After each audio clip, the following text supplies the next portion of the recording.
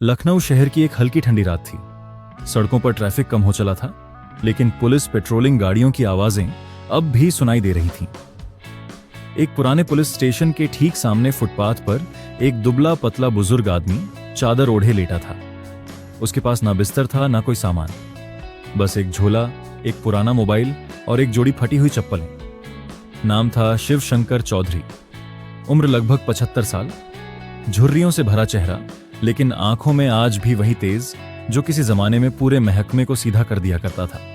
लेकिन आज वह चुप था, थका हुआ, शायद बीमार या शायद कुछ सोच रहा था।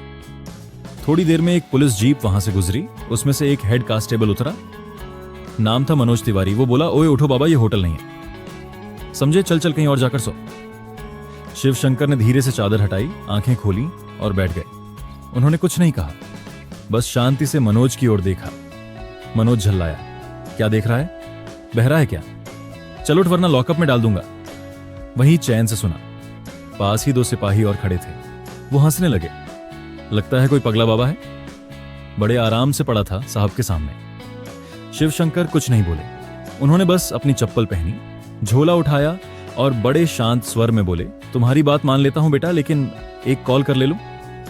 मनोज ने व्यंग से कहा, हाँ कर ले, शाम को बुला ले, लेकिन 2 मिनट में यहां से निकल जा।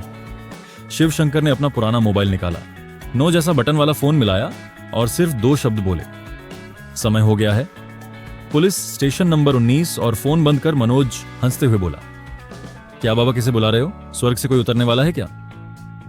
लेकिन 5 मिनट के भीतर एक एसयूवी तेजी से रुकी, फिर एक और गाड़ी, फिर एक लाल बत्ती वाली इनोवा, फिर सायरन।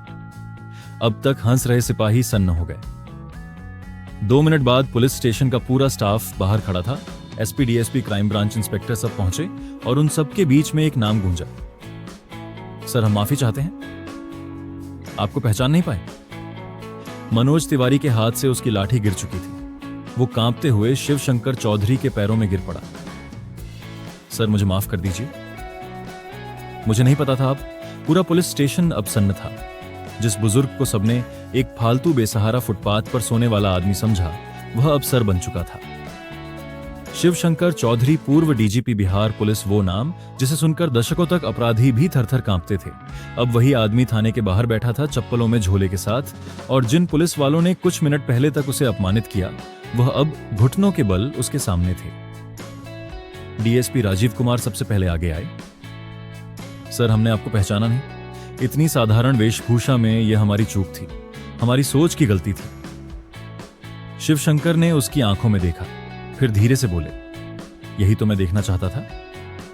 एसपी आरती सिंह ने झुककर कहा, सर क्या हम जान सकते हैं आपने ये सब क्यों किया? शिव शंकर मुस्कुराए। उनकी मुस्कान में गुस्सा नहीं था, सिर्फ एक सवाल था, क्या हमने इंसान को इंसान समझना बंद कर दिया है? फ्लैशबैक शुरू होता है। अब वापस वर्तमान में शिव शंकर बोले, मैं कोई तमाशा देखने नहीं आया था। मैं सिर्फ ये देखना चाहता था, क्या वर्दी पहनने वाला हर पुलिस वाला अब भी वही मूल मूल्य लेकर चल रहा है? क्या अब सिर्फ पद देखकर सलाम किया जाता है? उनकी आवाज धीमी थी, लेकिन उसमें पत्थर काटने की ताकत थी। तुम सब ने मेरा अपमान नहीं किया। तुमने एक गरीब को, एक इंसान को, एक नागरिक को अपमानित किया। और याद रखना, हर बुजुर्ग भिखारी नहीं होता। कुछ ऐसे होते हैं जो तुम्हारे पूरे विभाग को उठाकर खड़ा कर सकते हैं। मनोज जब भी घुटनों पर था, उसकी आंखों में आंसू थे। सर मुझे माफ कर दीजिए, मैं आपकी ट्रेनिंग में था, तब नहीं पहचान पाया, आज तो और भी अंधा हो गया। शिव शंकर ने उसे देखा, फिर पास आकर उसका कंधा पकड़कर उठाया। सजा से ज्यादा जरूरी है सीख। अगर तुम आज बदल जाओ तो यह मेरा सबसे बड़ा सम्मान होगा। एसपी आरती ने कहा, सर हम चाहते हैं कि आप विभाग के हर थाने में जाकर अपनी बात रखें, ताकि यह गलती कोई और ना दोहराए। शिव शंकर मुस्कुराए, मैं फिर आऊंगा, लेकिन बिना बताकर, क्योंकि असली परीक्षा तब होती है जब तुम जानते नहीं कि कौन देख रहा है। शिव शंकर चौधरी के शब्द सिर्फ थाने की 4 दीवारों में नहीं गूंजे, वह पुलिस वालों के मन में उतर चुके थे। एसपी आरती, डीएसपी राजीव और थाने के बाकी स्टाफ अब तक सिर्फ नियम, रैंक और सैल्यूट में बंधे हुए थे, लेकिन आज उन्होंने इंसानियत को सिखाने वाले असली अफसर को देखा था, जो बिना वर्दी के भी सबको झुका गया। अगली सुबह पुलिस स्टेशन के बाहर एक छोटा बोर्ड लगाया गया, मानव गरिमा दिवस हर महीने की पहली तारीख को। इस दिन हर पुलिसकर्मी को बिना नाम, पद और रैंक देखे आने वाले हर व्यक्ति से सम्मान और संवेदना से पेश आना अनिवार्य था। और इस बदलाव की प्रेरणा बनी एक तस्वीर जिसमें शिव शंकर चौधरी फुटपाथ पर चादर ओढ़े सोए थे और नीचे लिखा था, असली ताकत कभी शोर नहीं मचाती। एक हफ्ते बाद पटना के पुलिस ट्रेनिंग अकादमी में एक विशेष सेशन हुआ। सैकड़ों नए ट्रेनी पुलिसकर्मी बैठे थे और मंच पर खड़े थे, वही बुजुर्ग जो अब भी अपने पुराने पायजामे कुर्ते में थे। शिव शंकर ने मंच से कहा, वर्दी इज्जत दिला सकती है, लेकिन इज्जत को बनाए रखने के लिए इंसानियत चाहिए। अगर तुम्हारा सलाम सिर्फ ऊंची पोस्ट देखकर होता है तो याद रखो, तुम सिर्फ वर्दी पहनने वाले बनोगे, अवसर कभी नहीं। पूरे हॉल में सन्नाटा था, हर आंख सोच में डूबी थी। पुलिस स्टेशन की दीवार पर एक और बोर्ड टंगा गया, हर वह व्यक्ति जो दरवाजा खटखटाए उसे भिखारी नहीं नागरिक समझा जाए। डीएसपी राजीव, जिसने पहले ही इस बदलाव को अपनाया, अब हर नई रपट से पहले एक सवाल पूछता था, क्या हमने उसकी आवाज को सुना? एक ठंडी सुबह फिर वैसा ही दृश्य सामने आया। एक बुजुर्ग अस्पताल के बाहर फटे कपड़ों में बैठा था। भीड़ हंस रही थी, कुछ लोग मोबाइल निकालकर वीडियो बना रहे थे। एक ट्रेनी सिपाही पास गया, चुपचाप झुका और पूछा, एज बाबा कुछ चाहिए क्या? अंदर चलें।